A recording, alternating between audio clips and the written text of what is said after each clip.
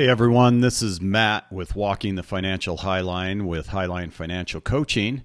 Today, we've got a fun topic. As we come into the summer, a lot of people are going to be staying in some really nice destination vacation locations, and they're going to be staying in Airbnbs or Verbos. And if you're like me, one of the things that's going to cross your mind is, I would like to own a vacation property that we can come and visit at any time and be able to make money on that. So today we're going to be talking a little bit about how to do that. But before we get started, I'm going to talk about one of the things that's on my shelf behind me. There's a couple things. If you look at that top row, you're going to see some plates from all over the world. So in one of my jobs, I was the international director for a medical device company. And so part of my responsibilities were traveling throughout the world and visiting the distributors that we had in those areas. So there's some really cool places that I was able to visit, but the thing that was hard was it took me away from my family. There were many times that I would get a phone call at 2 a.m. because something was going on at home and I was half a world away and couldn't do anything about it. And even though those areas were really cool to visit and see, it would have been a lot more fun to visit those places with my family. So now part of the reason I created Highline Financial Coaching is so I can have more control over the travel that I do. Now we do travel as a family, and I get to have people that I care about with me all the time during those trips. So that's why I keep those up there.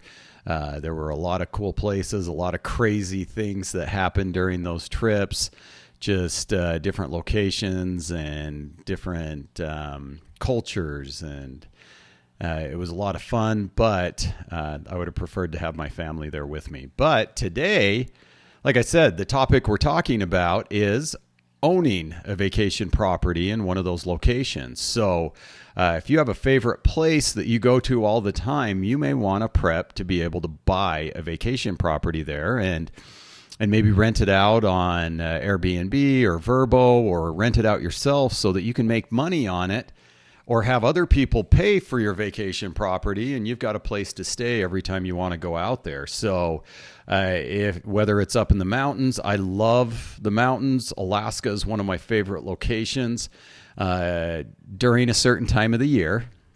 Or you may be looking at a beachfront property that you can go to. My sister is a huge fan of North Carolina and has a property out there that she rents out. So the first step in getting ready to buy your own vacation property is set the goal. Set the goal. Cut it out. Cut out the beach that you want to be on, the location you're at. Put it on a dream board. Make it a reality, a visual reality, so that you know what you're aiming for. Where do you want it to be? Do you want it close? Do you want it far away? I know ones that are sometimes those vacation properties that are closer are a lot easier to get to. If you don't have to take a plane, a train, or a car to get there do a long trip to get there, it makes it a little easier to go. But some people like to get away and leave everything behind while they're on vacation. So next, you're gonna want to take a close look at your current financial situation. Review your income, your expenses, your debts, your savings. Here at Highline Financial Coaching, when we're working with people, when we set that goal, we try to put a timeline in there so that we know when we're going to get to that goal. And when you're working with a financial coach, it makes it so that you get there 2 to 3 times faster by paying down your debts, getting your assets in order, making it so that you can make that leap as quick as possible. And then start creating a savings plan or freeing up your finances. Get your debts paid down so that you can take on any additional debt that this may cause, and make it simple to get the money in place to do that. Take a look at some of your investments. Your investments may be in a position where you can take some of them and invest in some real estate options. Talk to your financial planner and see if you're in a position to make that leap. There are going to be some sacrifices and adjustments that need to be done. So figure out which ones that you can handle. It doesn't mean that you're going to eat rice and beans every day or top ramen to be able to get there, but see what type of sacrifices may be necessary. You may have to tone back your travel. It may not be those extreme vacations. It may be a staycation close to home that you do for the next couple months or years to be able to get into that position. Just picture yourself in that favorite location, sitting in your own house on the beach, basking in the sun, and that helps you get to that position. Also, explore the different financing options that you have available to you. Some of them you're going to have to prep for. You're going to have to prep those finances to get certain loans and mortgages to be able to buy that. Also, talk to a realtor or a mortgage officer and see what it would take to get qualified for that, so that when you go to buy a property, you're not surprised. Also, you can look at the different hosting services, Airbnb, Vrbo, doing it yourself, see what it's going to take. There's a learning curve to those programs, and get better acquainted with them to see if you're ready to jump into those things. Here are some expert tips to help you succeed. Start saving early and consistently. Monitor the real estate market in that area.